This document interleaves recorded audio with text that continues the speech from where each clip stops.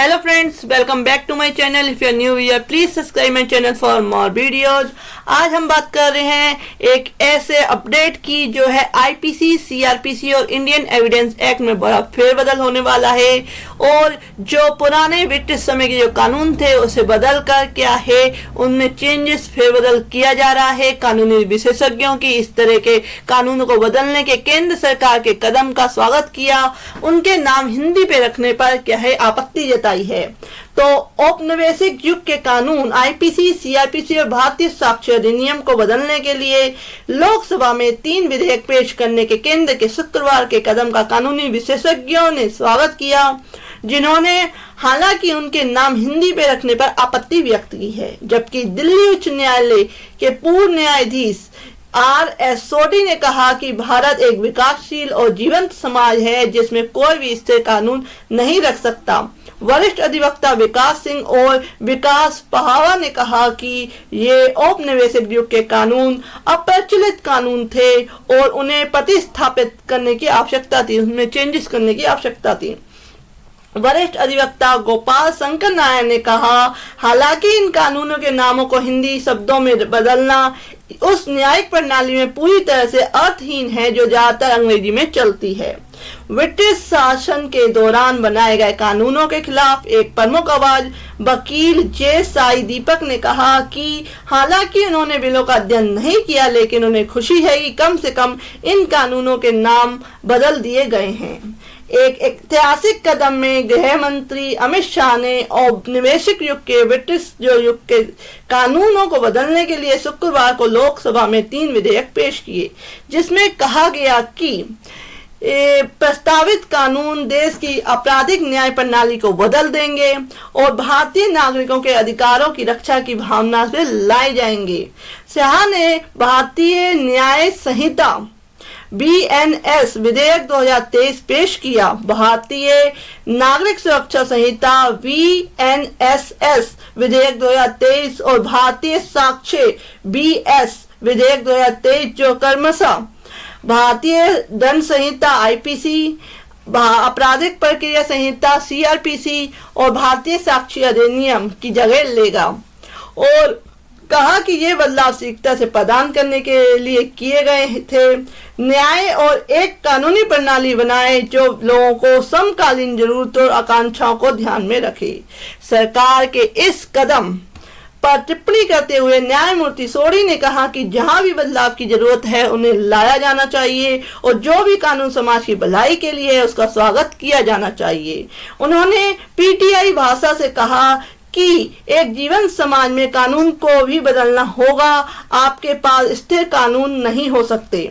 छोटे अपराधों के लिए दंड के रूप में पहली बार सामुदायिक सेवा प्रदान करने के प्रस्तावित प्रावधान के बारे में पूछे जाने पर न्यायमूर्ति सोडी ने कहा, छोटे अपराधों के लिए दंड के रूप में सामुदायिक सेवा यानी कि सोशल सर्विस करनी होगी अगर आप कोई छोटा अपराध करते हैं तो।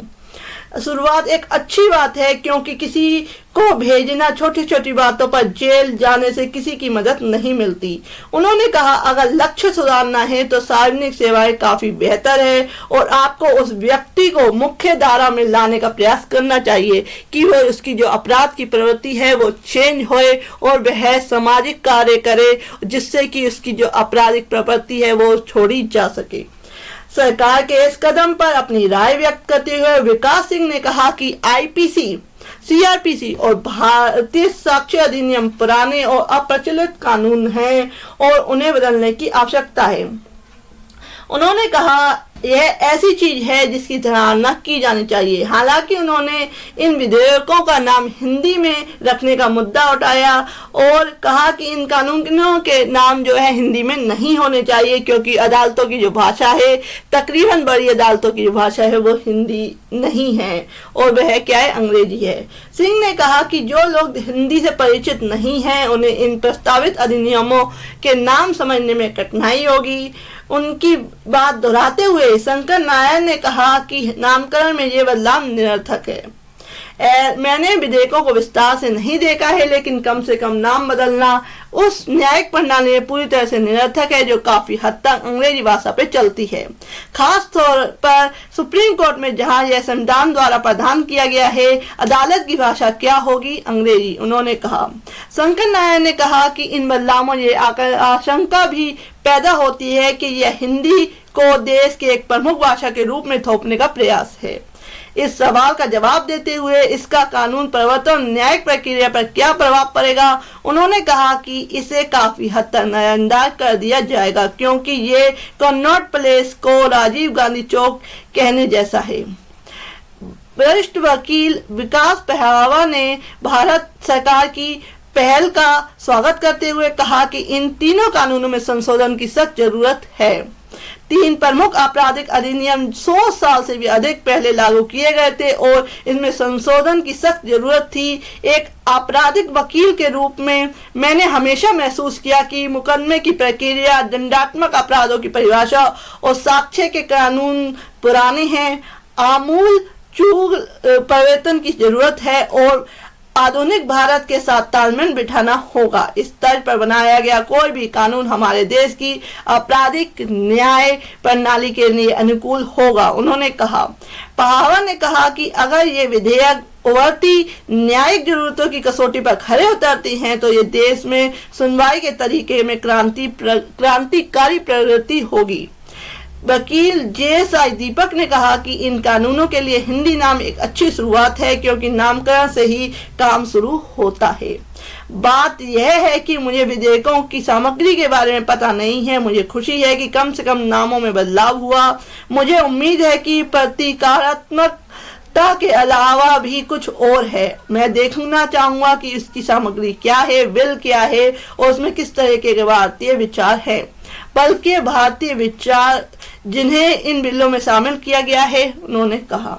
गृह मंत्री ने कहा कि VNS विधेयक में ऐसे प्रावधान है जो राजद्रोह कानून को रद्द करने और मॉब लिंचिंग, नाबालिगों के बलात्कार जैसे अपराधों के लिए अधिकतम मृत्युदंड देने का प्रावधान करते हैं। विधेयक में छोटे अपराधों के लिए दंड के रूप में पहली बार सामुदायिक सेवा, यानी कि समाज की ये सेवा करके उनके है दंड दिया जाएगा कि अगर वह कोई अपराध करते हैं छोटे तो उन्हें समाज की सेवा करने का प्रावधान है। विधेयक में अलगाव, सशस्त्र विद्रोह, विध्वंसक गतिविधियों, अलगाववादी गतिविधियों और भारत की संप्रभुता और एकता अखंडता के खतरे में डालने जैसे अन्य अपराधों को भी सूचीबद्ध किया गया है। शाह ने कहा कि मैं सदन को आश्वस्त करता हूं कि ये विधेयक हमारी आपराधिक न्याय प्रणाली को बदल देंगे। उद्देश्य दंड देना नहीं, न्याय प्रदान करना होगा। अपराध रोकने की भावना पैदा करने के लिए दंड दिया जाएगा। अंग्रेजों द्वारा बनाए गए कानून गुलामी के संकेत से भरे हुए थे, जिनका उद्देश्य उनके शासन का विरोध करने वालों को दंडित करना था। गृह मंत्री ने लोकसभा अध्यक्ष ओम बिरला से 3 विधेयकों को गृह मामलों की संसदीय स्थायी समिति को जांच के लिए भेजने का आग्रह किया। तो ये सारी न्यूज है, बहुत अच्छी खबर है कि IPC CRPC Indian evidence act में बहुत बड़ा फेरबदल होने वाला है और जो ब्रिटिश कानून इतने सालों से चले आ रहे थे उसमें चेंजेस होंगे और भारतीय जरूरतों के हिसाब से जो भारतीय अपराध है उन लोगों के हिसाब से क्या है बने जाएंगे। तो फ्रेंड्स, ऐसे ही अपडेट्स के लिए please subscribe my channel. Thank you for watching this video.